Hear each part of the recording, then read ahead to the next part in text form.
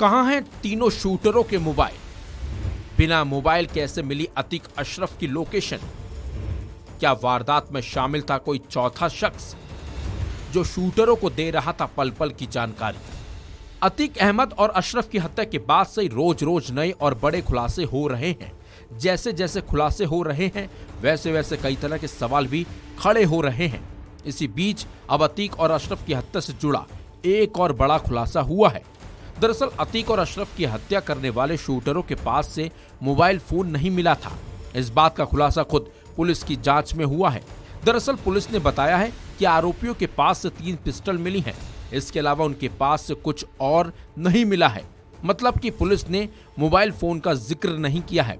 ऐसे में अब सवाल यही उठने लगा है कि कासगंज, बांदा और हमीरपुर के रहने वाले शूटरों के पास मोबाइल फोन नहीं था तो वो कैसे प्रयागराज आए और इतनी बड़ी वारदात को उन्होंने आसानी से अंजाम भी दे डाला। जबकि इन लोगों के परिजन भी खुद इस बात का खुलासा कर चुके हैं कि ये लोग कभी प्रयागराज इससे पहले गए नहीं थे। ऐसे में सवाल यही उठ रहा है कि बिना मोबाइल के ये लोग कैसे यहाँ पहुंचे और बिना मोबाइल के लोगों को अतीक और अशरफ की पल पल की जानकारी मिल रही थी। पुलिस ने नहीं की बरामदगी की कोशिश। अब सवाल यही उठ रहा है कि शूटरों के पास से मोबाइल नहीं मिले तो पुलिस ने इनके मोबाइल बरामद करने की कोशिश क्यों नहीं की? क्योंकि माना यह भी जा रहा है कि अगर पुलिस को इन लोगों के मोबाइल मिल जाते हैं तो उससे कई और बड़े खुलासे हो सकते हैं।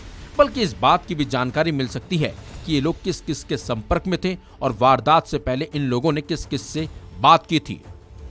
बिना मोबाइल कैसे चलाता था फेसबुक और इंस्टाग्राम? एक सवाल यह भी उठ रहा है कि अगर शूटरों के पास मोबाइल फोन नहीं था तो वो फेसबुक, इंस्टाग्राम कैसे चला रहे थे?